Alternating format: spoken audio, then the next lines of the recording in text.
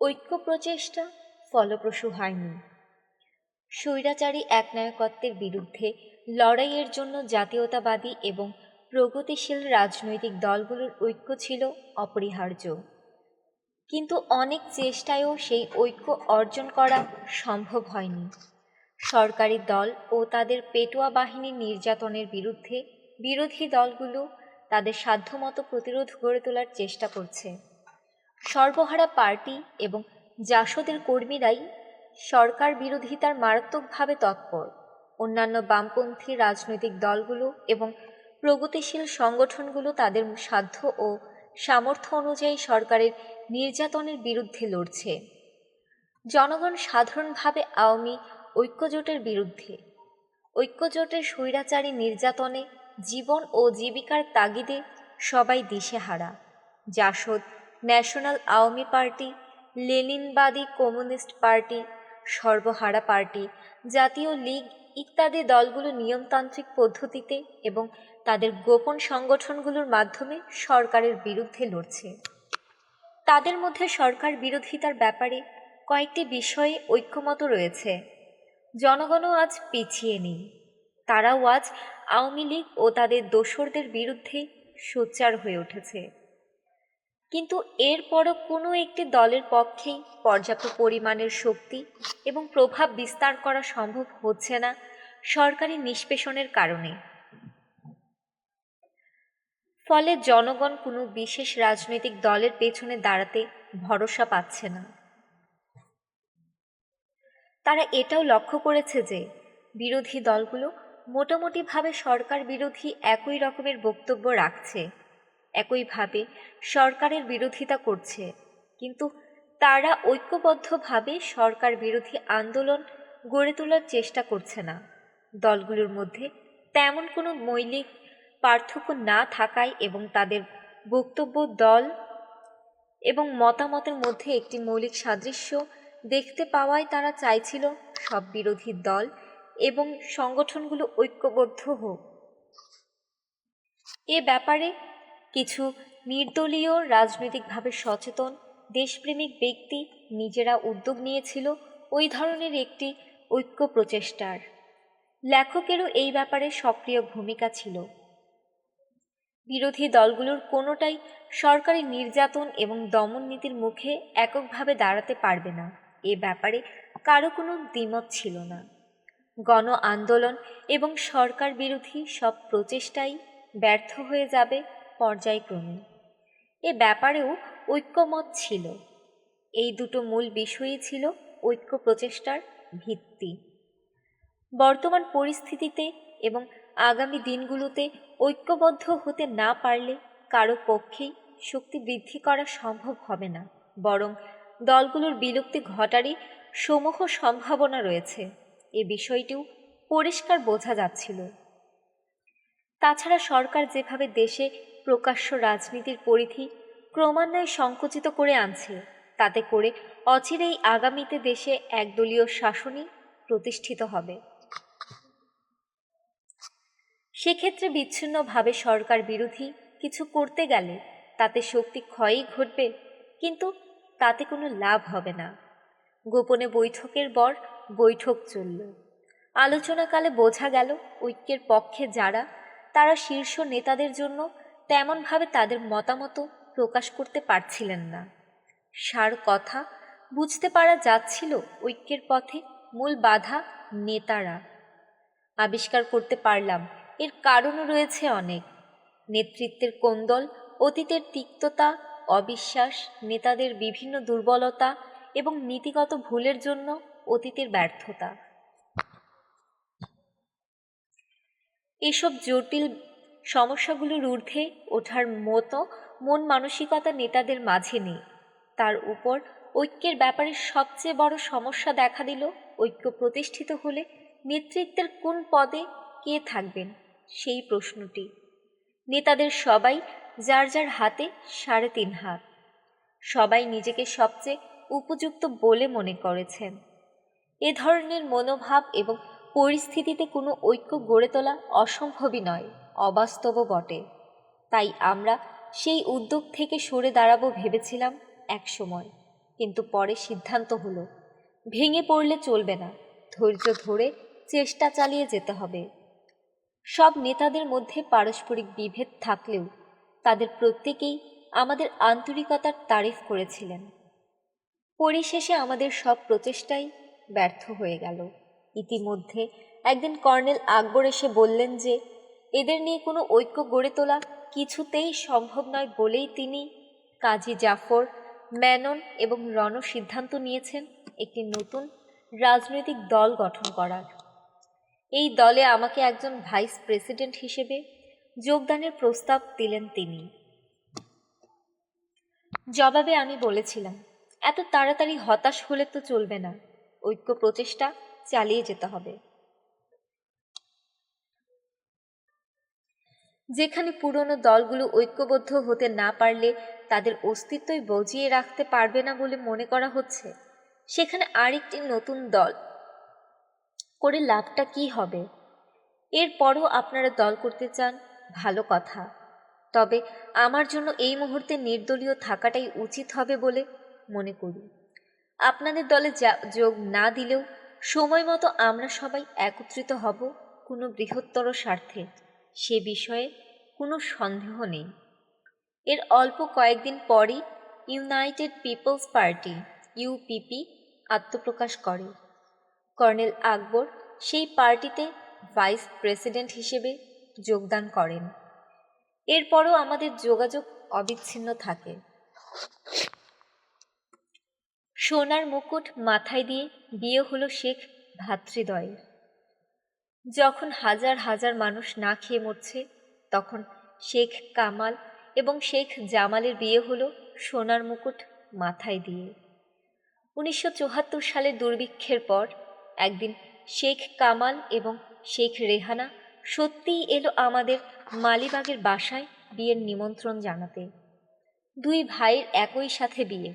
শেখ জামাল ইতিমধ্যে যুগোস্লাভিয়ায় গিয়েছিল সামরিক প্রশিক্ষণ নিতে, কিন্তু ওখানকার পরিবেশ ভালো না লাগায় পরে কিছুদিন সেন্ট হার্টসে প্রশিক্ষণ নিয়ে দেশে ফিরে কমিশনড অফিসার হিসেবে যোগ দিয়েছে জেনারেল শফিউল্লাহর নিজস্ব ইউনিট 2য় ইস্ট বেঙ্গল রেজিমেন্টে, কিছুটা নিয়ম বহির্ভূতভাবেই। বিয়ে হয়েছিল নতুন গণভবনে, বিশাল আয়োজন, অগণিত অতিথির ভিড়, মনে হচ্ছিল পুরো ঢাকা শহরটাই এসে উপস্থিত হয়েছে বিয়েতে। বর্ণাঢ্য জাঁকজমক পরিবেশে বিয়ের আয়োজন করা হয়েছে। বিয়ের মণ্ডপে কামাল জামাল দুই ভাই সোনার মুকুট মাথায় দিয়ে বর সেজে বসেছিল। বিয়ের পরদিন প্রায় সবগুলো দৈনিক পত্রিকায় বড় করে ছাপানো হলো প্রধানমন্ত্রীর দুই ছেলের সোনার মুকুট মাথায় পরে বিয়ের খবর। একই পাতায় ছাপানো হয়েছিল দুর্ভিক্ষ পীড়িত, অনাহার ক্লিষ্ট, হাড্ডিসার মুমূর্ষ মানুষ নামী কঙ্কালের ছবি এবং দুর্ভিক্ষের খবর। 1972 সালে কোনো এক বিয়ের অনুষ্ঠানে প্রধানমন্ত্রী শেখ মুজিবুর রহমান ইচ্ছা প্রকাশ করেছিলেন, কবে যে বাংলাদেশের মেয়েরা স্বর্ণালঙ্কার বাদ দিয়ে বেলি ফুলের মালা পরে বিয়ে করবে। তার এই খায়েশটাও বেশ ফলাও করে বেরিয়েছিল খবরের কাগজগুলোতে। কিন্তু রাজনীতিবিদদের কথা আর কাজের মধ্যে কত তফাৎ। বিয়ের ব্যাপারটা হয়তো বা ছোট, কিন্তু এই বিষয়টি বেশ আলোচিত হয়েছিল সব মহলেই। সিরাজ শিকদারের জন্য ফাঁদ পাতা হয়েছিল। ঢাকার তদানীন্তন পুলিশ সুপার মাহবুব সরল বিশ্বাসে বন্ধু হিসেবে আমাকে হুঁশিয়ার করে দিয়েছিল এবং বলেছিল সিরাজ শিকদার খুব শীঘ্রই ধরা পড়বে। 1974 সালের শেষের দিকে আমার ছোট ভাই স্বপনের বিয়ে ঠিক হলো আমারই ফুফাতো বোন গ্রুপ ক্যাপ্টেন কামাল উদ্দিনের কন্যা মুন্নির সাথে। এয়ারফোর্স মেসে রিসেপশনের ব্যবস্থা করা হয়েছিল। সেইখানে এসপি মাহবুব এক ফাঁকে আমাকে একটু আড়ালে ডেকে নিয়ে গিয়ে বলল, ডালিম বন্ধু হিসেবে একটা কথা বলছি, কিছু মনে করিস না। ওর কথার ধরন দেখে বললাম, ভনিতা ছেড়ে আসল ব্যাপারটা কি বলে ফেলো তো। দেখ, আমি চাই না তোর কোনো বিপদ হোক, বন্ধু হিসেবে তোকে সাবধান হতে অনুরোধ করছি, প্লিজ বি কেয়ারফুল। কিছুদিনের মধ্যেই সিরাজ শিকদার ধরা পড়বে। This is certain, but I don't care about it. What is bothering me is that during interrogation of one of his close associate, your name has also come up. This is certain, but I don't care about it. What is bothering me is that during interrogation of one of his close associate, your name has also come up. তার এক close comrade এর নোটবুকে তার নাম পাওয়া গেছে। কারণ নোটবুকে আমার নাম পাওয়া গেলে আমি কি করতে পারি? প্রশ্ন করলাম আমি। Well, you are matured enough. আমি বলছি, please be very very careful about your movements and be cautious about the people you meet. That is what is needed. I am pretty serious. Do you understand? আমাদের দুজনকে একসাথে দেখতে পেয়ে একজন বেয়ারা এসে জানালো খাবার দেয়া হয়েছে। দুজনেই খাবারের টেবিলের দিকে এগিয়ে গেলাম। খাচ্ছিলাম আর মাহবুবের কথাগুলোর বিষয়ে ভাবছিলাম। যতটুকু সম্ভব স্পষ্ট ইঙ্গিত দিয়েছে মাহবুব। আরও সতর্কভাবে চলাফেরা করতে হবে আমাকে। সরকারের বিশেষ মহলের সুনজরে পড়ে গেছি, অতএব সাবধান, খুব সাবধান হতে হবে আমাকে। খুব শীঘ্রই ধরা পড়বে সিরাজ শিকদার। এই কথাটা এত জোর দিয়ে কি করে বলতে পারল মাহবুব? তবে সরকার নিশ্চয়ই কোনো ফাঁদ পেতেছে, যে ফাঁদ বুঝতে না পেরে সিরাজ শিকদার ধরা পড়বে। নিশ্চয়ই তাই। তা না হলে মাহবুবের মতো লোক এত দৃঢ়তার সাথে কথাটা বলতে পারত না। সংবাদটা যত তাড়াতাড়ি সম্ভব সংশ্লিষ্ট মহলে পৌঁছে দিতে হবে। সাবধানের মার নেই। পরদিনই খবরটা জায়গা মতো পৌঁছে দিয়ে সাবধান করে দেওয়া হয়েছিল। জবাব পাওয়া গিয়েছিল তেমন কোনো আশঙ্কার কারণ নেই। মতিঝিল বাণিজ্যিক এলাকায় টয়েনবি সার্কুলার রোডের উপর আমাদের সানস ইন্টারন্যাশনাল এর অফিস। ব্যবসা সংক্রান্ত বিষয়ে নিত্য নানা ধরনের লোক আসা যাওয়া করছে। বিভিন্ন ধরনের লোকজন আসতো আমাদের অফিসে। বিভিন্ন রাজনৈতিক দলের নেতাকর্মীরাও আসতো জনতার স্রোতে মিশে। সে অবস্থায় কোন রাজনৈতিক ব্যক্তির নোটবুকে আমার নাম পাওয়াটা বিচিত্র কিছু নয়। কিন্তু যেটা ভাবনার বিষয় সেটা হলো সর্বহারা পার্টির গুরুত্বপূর্ণ এক ব্যক্তির নোটবুকে আমার নাম পাওয়া গেছে। সেটাই আশঙ্কার বিষয়। অন্যান্য রাজনৈতিক দলগুলোর সাথেও আমার যোগাযোগ রয়েছে সেই বিষয়ে, কিন্তু মাহবুব কিছুই বলল না। তবে কি বুঝে নিতে হবে, সর্বহারা দলের সদস্যদের সাথে আমিও সরকারের প্রায়োরিটি টার্গেটে পরিণত হয়েছি? বিষয়টি নিয়ে আমাদের মধ্যে আলোচনা হলো। সবাই মত প্রকাশ করল মাহবুবের ইঙ্গিতটাকে হালকাভাবে দেখা ঠিক হবে না। উপযুক্ত নিরাপত্তার সাথেই আমাকে চলাফেরা করতে হবে। তবে জীবনের স্বাভাবিকতাও বজায় রাখতে হবে। যে কোনো অস্বাভাবিক আচরণ সরকারি মহলকে আরও সন্দিহান করে তুলবে। চাকরিচ্যুত হওয়ার পরও জনাব তাজউদ্দিন আমাদের সাথে যোগাযোগ রাখার ইচ্ছা প্রকাশ করেন। যদিও তাজউদ্দিন আহমেদের নীতিসমূহ আমরা যুদ্ধকালীন সময় সমর্থন করিনি, তবু তার কিছু ব্যক্তিগত গুণাবলীর জন্য আমরা তাকে সম্মান করতাম। তার চাকরিচ্যুতির খবর জানা মাত্র আমি সেদিন সন্ধ্যায় তার সরকারি বাসভবনে দেখা করতে যাই। তিনি বাড়ি ছেড়ে দেবার জন্য গোছগাছ করছিলেন। বাড়ির লনে বসেই আলাপ হলো। আলাপ শেষে বেরিয়ে আসছিলাম, ঠিক তখন তিনি হঠাৎ করে জানতে চাইলেন ভবিষ্যতে যোগাযোগ করার ইচ্ছা প্রকাশ করলে আমি তার সাথে দেখা করব কিনা।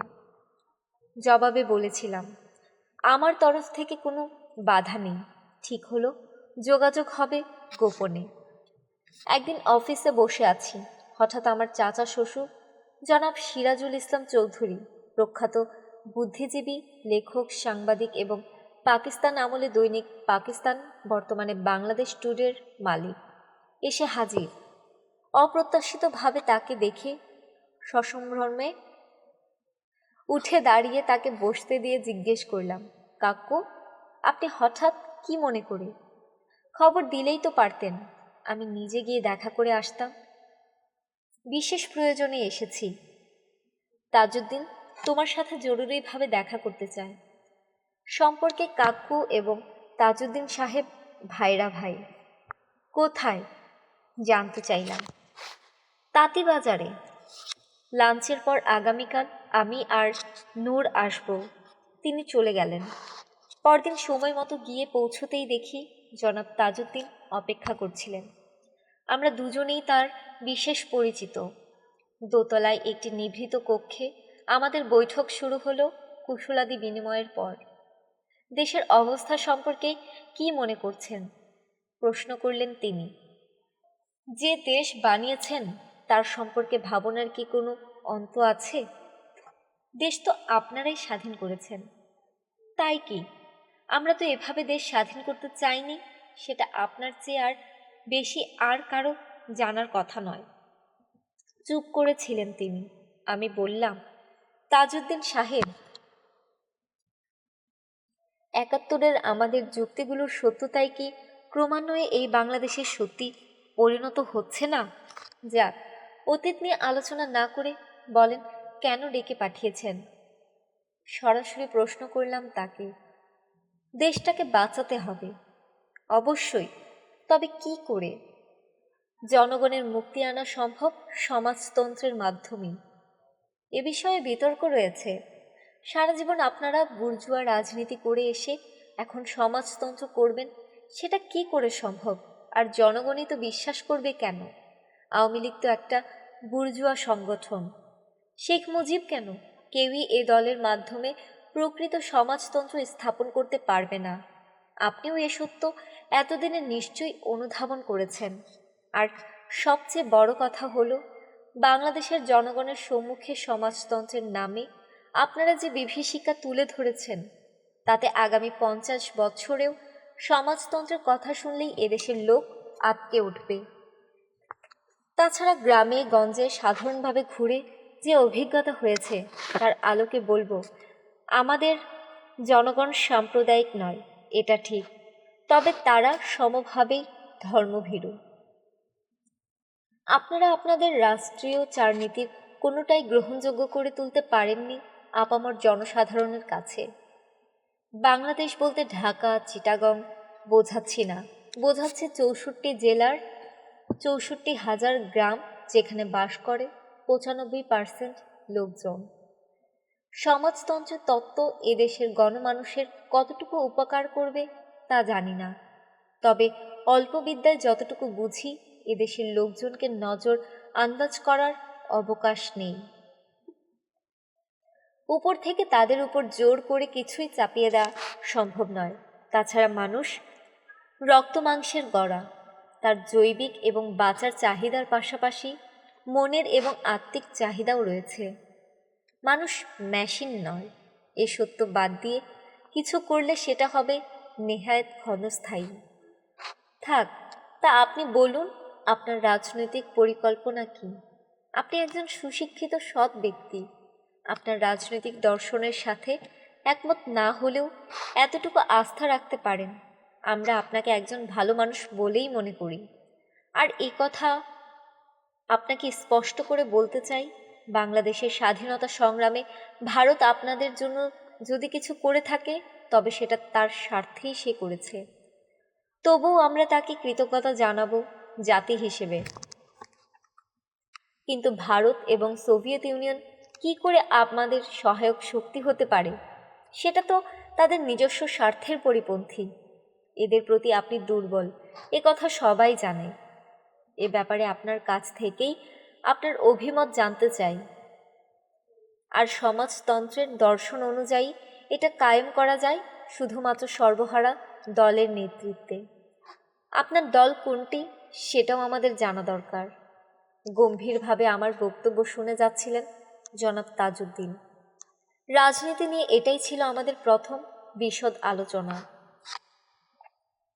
রাজনৈতিকভাবে আপনারা সবাই কি এতটা সচেতন? সবাই বলতে আপনি কি বোঝাচ্ছেন সেটা আমি জানি না, তবে সেনাবাহিনীর একটি বৃহৎ অংশ রাজনৈতিকভাবে অবশ্যই সচেতন। খুব খুশি হলাম জেনে। I can see some silver lining over the dark clouds. সমাজতন্ত্রের নীতিতে আমি বিশ্বাসী, তবে সমাজতন্ত্রের বাস্তবায়ন পদ্ধতি সব দেশেই সে দেশের বাস্তব পরিস্থিতির উপর ভিত্তি করেই বের করতে হয়। ভারত একটি সমাজতান্ত্রিক দেশ। তাদের দেশের অর্থনীতিতে সমাজতন্ত্রের যে প্রভাব রয়েছে সেটা অবশ্যই সোভিয়েত মডেলের নয়। গণতান্ত্রিক নীতিতে বিশ্বাসী দেশ ভারত নীতিগতভাবে আমাদের জাতীয় মুক্তি সংগ্রামে সাহায্য করেছে এবং সোভিয়েত ইউনিয়নের বেলায়ও এই কথাই বলা চলে। সারা পৃথিবীতে বিভিন্ন দেশের মুক্তি সংগ্রামকে এগিয়ে নিয়ে যেতে সোভিয়েত ইউনিয়ন সব রকম সাহায্য করে চলেছে। রুশ বিরোধিতার মূলে কাজ করছে সাম্প্রদায়িকতা ও সাম্রাজ্যবাদী শক্তি। তাদের এই চক্রান্ত কি দেশের জন্য কোনো মঙ্গল বয়ে আনবে? দেখেন স্যার, আমি সে সমস্ত মানুষের মনোভাব আপনাকে জানিয়েছি যারা সাম্প্রদায়িক সাম্রাজ্যবাদী শক্তি এ দুটো শব্দ ঠিকমতো উচ্চারণও করতে পারে না, বোঝা তো দূরের কথা।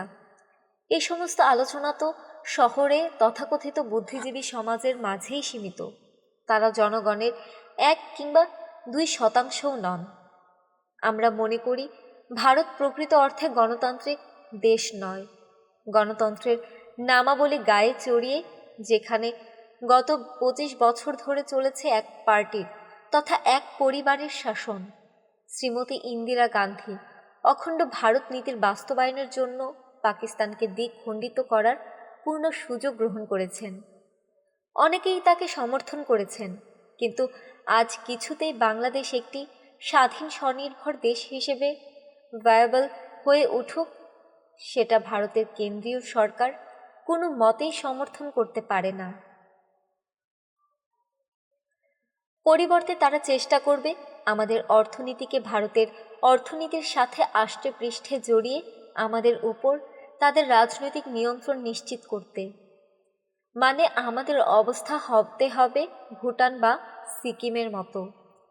এতে করে ভারতের অভ্যন্তরে কেন্দ্রীয় শোষণের বিরুদ্ধে বিভিন্ন অঞ্চলে যে সমস্ত জাতীয়তাবাদী আন্দোলনের অঙ্গার জ্বলে উঠেছে তাদের চোখে আঙুল দিয়ে দেখিয়ে দেওয়া যাবে যে স্বাধীন সত্তা হিসেবে ভারত থেকে বিচ্ছিন্ন হয়ে উপমহাদেশের কোনো জাতির পক্ষেই আজ স্বতন্ত্রভাবে বেঁচে থাকা সম্ভবপর নয়। ভারতের আজ্ঞাধীন হয়েই বেঁচে থাকতে হবে তাদের। বাংলাদেশকে সব ব্যাপারে তাদের উপর নির্ভরশীল করে তুলতে পারলে ওই সমস্ত জাতীয়তাবাদী আন্দোলনে ভাটা পড়বে। আর আমরা যদি স্বয়ংসম্পূর্ণ জাতি হিসেবে মাথা উঁচু করে বিশ্বের বুকে দাঁড়াতে সক্ষম হই, তবে সেই সমস্ত জাতীয়তাবাদী সংগ্রামের অঙ্গার দাবানলে পরিণত হয়ে ভারতকে টুকরো টুকরো করে ফেলবে অল্প সময়ের মধ্যেই। অখণ্ড ভারতের স্বপ্ন কর্পূরের মতো উড়ে যাবে। যেখানে বিভিন্ন অঞ্চলগুলো আজ ভারতীয় কেন্দ্রীয় দুঃশাসনের নিষ্পেষণে জর্জরিত, সেখানে তাদের অঙ্গরাজ্যে পরিণত হলে আমাদের অবস্থা কি হবে? বরং অধুনাকালে ঔপনিবেশিক শক্তি দ্বারা তৈরি আজকের ভারত যদি সনাতন রূপ পরিগ্রহ করে তবেই আমাদের লাভ। শুধু আমাদেরই নয়, এ ভূখণ্ডের বিভিন্ন জাতিসত্তারও লাভ। বহির্শক্তির শোষণ টিকিয়ে রাখার জন্য উপমহাদেশের স্বাধীন রাজ্যগুলোকে একত্রিত করে অখণ্ড ভারত সৃষ্টি করার ফলেই আজ বিকশিত হচ্ছে জাতীয়তাবাদী আন্দোলনগুলো। এই দ্বন্দ্বের অবসানের মাধ্যমেই একমাত্র সম্ভব এ অঞ্চলে সত্যিকারের স্থিতিশীলতা অর্জন করা। এর কোনো বিকল্প নেই। ভারত একটি বহুজাতিক দেশ, সেটাই বাস্তবতা। আমার বক্তব্য শুনে জনাব তাজউদ্দিন বললেন, ভবিষ্যতে এ বিষয়ে আরও আলোচনা হওয়া প্রয়োজন। তার রাজনৈতিক দল হিসেবে জাসদের প্রতি ইঙ্গিত করলেন তিনি। জবাবে আমি বলেছিলাম, জাসদ অবশ্যই আজ সরকার বিরোধী সংগ্রামে একটি অগ্রণী ভূমিকায় আছে। তারা বৈজ্ঞানিক সমাজতন্ত্রের কথাও বলছে, কিন্তু আওয়ামী লীগ থেকে হঠাৎ করে বেরিয়ে আসা এ দল সৃষ্টিকারীরা সত্যিই কি সমাজতন্ত্রী? তাদের নেতৃত্বের প্রায় সবারই আগমন ঘটেছে বুর্জোয়া কিংবা পেটি বুর্জোয়া শ্রেণী থেকে। কতটুকু তারা নিজেদের ক্লাস করতে সক্ষম হয়েছে সেটা ভবিষ্যতেই বলতে পারবে। ঠিক এই মুহূর্তে জাসদকে একটি সর্বহারার দল হিসেবে চিহ্নিত করার কোনো যুক্তিসঙ্গত কারণ নেই। এভাবেই সেদিনের বৈঠক শেষ হয়। ভবিষ্যতে আবার আলোচনায় বসবো ঠিক করে আমরা বেরিয়ে এসেছিলাম। তত্ত্বগত দিক থেকে জাসদের নেতৃবৃন্দেরও একটি অংশ সোভিয়েত ইউনিয়নকে একটি সমাজতান্ত্রিক দেশ এবং ভারতকে একটি গণতান্ত্রিক দেশ বলে মনে করত।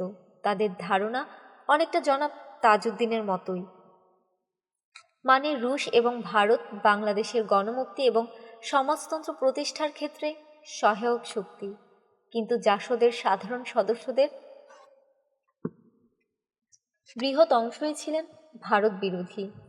পরবর্তীকালে জাসদের অবক্ষয়ের জন্য অন্যান্য কারণের সাথে এই দ্বন্দ্বটিকেও একটি প্রধান কারণ বলে চিহ্নিত করা চলে। নেতৃবৃন্দের মধ্যেও ভারত নীতি নিয়ে দ্বিমত ছিল, সেটাও আমরা জানতাম। সেদিন জাসদের সাথে জনাব তাজউদ্দিনের সম্পর্কের কথা জেনে আমাদের মনেও একটা প্রশ্ন বিশেষভাবে দেখা দেয়। তবে কি জাসদ সত্যিই ভারতের বি টিম? তাই যদি না হবে, তবে কোন যুক্তিতে জাসদ জনাব তাজউদ্দিনের নেতৃত্ব মেনে নেবে? এ প্রশ্নের জবাব খুঁজে পেতে হবে। নারায়ণগঞ্জে কর্নেল তাহিরের ওখানে গিয়ে উপস্থিত হলাম একদিন। তার সাথে বিভিন্ন বিষয় নিয়ে আলাপ করার ফাঁকে জেনে নেবার চেষ্টা করলাম জনাব তাজউদ্দিনের সাথে জাসদের সম্পর্ক কী। তিনি ব্যক্তিগতভাবে জানালেন যে জনাব তাজউদ্দিনের সাথে জাসদের কোনো সম্পর্ক নেই। এতে ঘটনা আরও ঘোলাটে হয়ে উঠল। হয়তো কর্নেল তাহির এ সম্পর্কে কিছুই জানেন না, কিংবা জাসদের হাই কমান্ডের সাথে কোনো গোপন বিশেষ মাধ্যমের সাহায্যে জনাব তাজউদ্দিন যোগাযোগ রক্ষা করে চলছেন, যা জাসদ নেতৃবর্গের অনেকের কাছ থেকেই গোপন রাখা হয়েছে। আমাদেরই আরেকজন জাসদের জনাব শাহজাহানের কাছে এ বিষয়ে জিজ্ঞাসা হয়েছিল। জনাব শাহজাহানও একই জবাব দিয়েছিলেন, জাসদের সাথে জনাব তাজউদ্দিনের পার্টিগত কোনো সম্পর্ক নেই। কয়েকদিন পর জনাব তাজউদ্দিনের সাথে আমাদের দ্বিতীয় বৈঠক হয়। সেই বৈঠকে ভারত বাংলাদেশ সম্পর্ক নিয়েই আলোচনা হয়। আমি গত বৈঠকের জের টেনে বলেছিলাম, বাংলাদেশের 3টি জিনিস ভারত কখনো মেনে নিতে পারবে না। 1, বাংলাদেশের স্বাধীন অর্থনীতি গড়ে উঠুক। 2, বাংলাদেশে একটি ইসলামিক শাসন ব্যবস্থা কায়েম হোক। 3, পূর্ব ও পশ্চিম বাংলা এক হয়ে একটি ভিন্ন রাষ্ট্রের সৃষ্টি হোক। এ ব্যাপারে তার মতামত জানতে চাইলে জনাব তাজউদ্দিন বলেন, ভারত উপমহাদেশের তুলনামূলকভাবে একটি পরাশক্তি। এই সত্যকে পরিহার করলে বাংলাদেশের অস্তিত্বই বিপন্ন হবে।